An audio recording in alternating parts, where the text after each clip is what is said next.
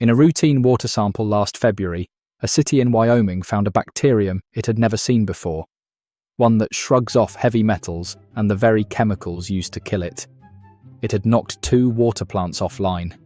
It took months to trace, and the source turned out to be a $1 trillion company you use every single day. Meta. The contractor it hired to handle the toxic discharge had a name that should have been the first warning. And here's the part that keeps AI researchers up at night. The people actually building this technology are more frightened than you are. By the end of this video, you'll understand exactly how an AI data center poisoned a town's water, why nobody was told for 4 months, and why some of the smartest people in computer science are now saying the word Chernobyl out loud. Chapter 1. The cooling loop. To understand what went wrong, you have to understand how a data center stays cool. A modern AI facility runs thousands of servers at full tilt, and they generate staggering heat. So the building has what's called a closed-loop cooling system. Think of it as the circulatory system of the data center. Treated water is pumped through the servers, absorbs the heat, releases it through cooling towers, and recirculates. To stop bacteria and rust from clogging the pipes, that water is dosed with biocides and corrosion inhibitors, industrial chemicals whose whole job is to kill living things and eat metal. Now, periodically, that loop has to be flushed.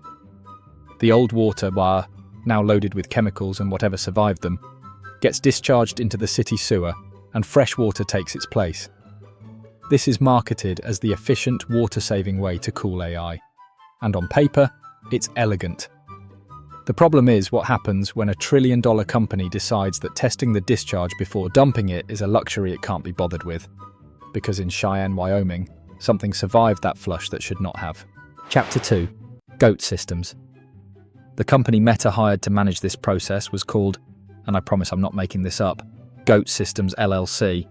When your biohazard contractor sounds like a petting zoo side hustle, your uncle runs out of his garage, you might want to ask a few questions. What GOAT Systems flushed into Cheyenne's sewer carried a bacterium called Cupriavidus gilardi. And this is not an ordinary microbe.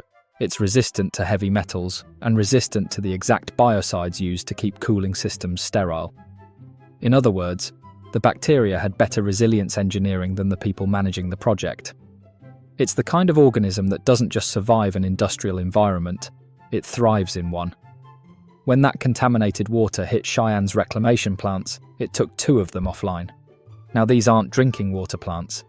The city stresses the bacterium was never in the tap water, but Cheyenne sprays reclaimed water on its parks, sports fields, and golf courses, and officials warned the bacterium could go airborne through the sprinklers, an aerosol exposure risk for anyone walking through a public park.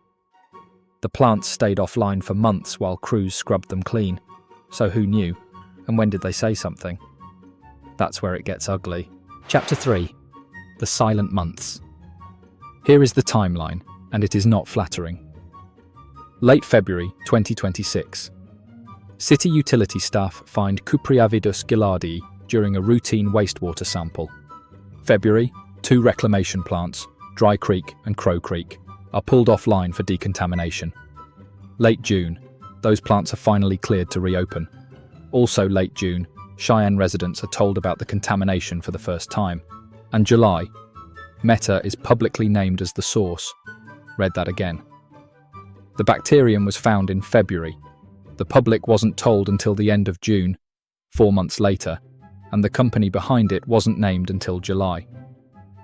The Cheyenne Board of Public Utilities revoked Meta's discharge privileges and suspended wastewater connections for every data center in the area, not just Meta's. One city councillor called it, quote, a very, very unpleasant surprise. And Congress noticed. Representative Harriet Hageman sent a letter straight to Mark Zuckerberg, writing that the system marketed to reduce a data center's water use is exactly what caused the contamination. Now, was this malice? Almost certainly not.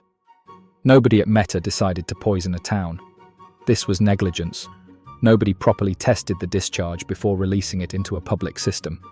And honestly, that might be worse, because malice at least implies somebody was paying attention. Chapter 4. The Bigger Pattern. And here's the thing. Cheyenne is not an isolated accident. It's the most vivid example of a fight happening all over the country. Across the United States, an estimated $64 billion worth of data center projects have been blocked or delayed by local opposition. In Oregon, voters recalled 2 port commissioners who backed a proposed data center. In Virginia, all 4 council members who approved an Amazon data center were voted out. The backlash against these facilities has gone physical, local, and democratic. Because for years the cloud was sold to us as a metaphor, this weightless, invisible thing floating somewhere far away. But a data center is not a metaphor. It's a concrete box that shows up at your town council and asks for enormous amounts of electricity, an enormous amount of water, and a pass on the consequences. Meta alone is spending between $125 and $145 billion on AI infrastructure this year, nearly double last year. That is the scale of the build-out crashing into towns like Cheyenne, and when the visible cost of that build-out is a superbug in the sprinklers of a public park, people stop believing the invisible cloud story. Which brings us to why researchers, the people who love this technology most, are the ones sounding the alarm. Chapter 5: AI's Chernobyl Moment. Because none of this is happening in a vacuum. The same company that couldn't safely flush a cooling loop is deploying frontier AI at a pace that terrifies the field's own experts. Stuart Russell, one of the most cited computer scientists alive, put it bluntly: AI cannot afford to wait for its own Chernobyl moment. His warning, quote, "If there is a Chernobyl-scale disaster with AI, it won't just be a regulatory response, it'll be a societal one. People will say, 'Shut it down,' and all those trillions invested will be wasted." Michael Wooldridge of Oxford drew an even sharper parallel. The Hindenburg disaster killed the entire airship industry overnight. One visible catastrophe, and a whole technology was dead. And Dario Amodei, the CEO of Anthropic, wrote that humanity is about to be handed almost unimaginable power, and it is deeply unclear whether our systems are mature enough to wield it. This is not a fringe position. This is the mainstream of the field. And when you see a company contaminate a water supply through sheer carelessness, the fear becomes rational.